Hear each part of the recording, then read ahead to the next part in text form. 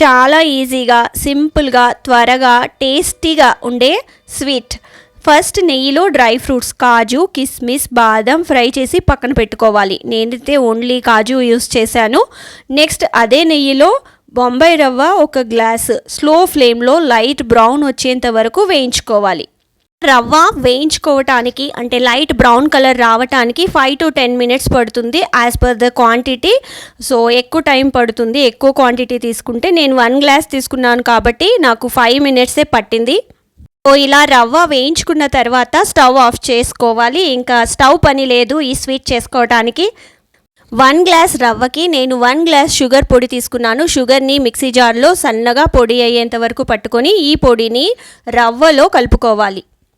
Sugar పొడి అంతా కూడా, చక్కెర పొడి అంతా కూడా రవ్వలో బాగా కలిసేంత వరకు మిక్స్ చేసుకొని దాంట్లో కొద్దిగా గోరువెచ్చటి పాలు కూడా కలుపుకొని మొత్తం అంతా బాగా మిక్స్ చేయాలి.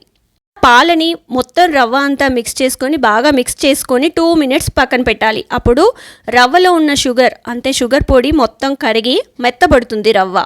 ఇక చేతికి నెయ్యి రాసుకొని మళ్ళీ అంతా ఒకసారి 2 minutes తర్వాత బాగా కలుపుకోవాలి.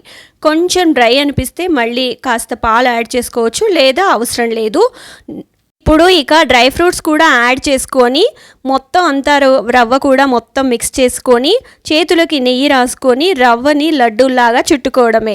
సో ఇది రవ్వ లడ్డు. కొంచెం గట్టిగా ప్రెస్ చేస్తూ రౌండ్గా లడ్డూలను చేసుకొని ఒక 5 minutes ఆరనిచ్చి బాక్స్లో స్టోర్ చేసుకొని 2 to 3 days వరకు ఈ టేస్టీ, సింపుల్ అండ్ హెల్దీ రవ్వ లడ్డూలను ఎంజాయ్ చేయొచ్చు.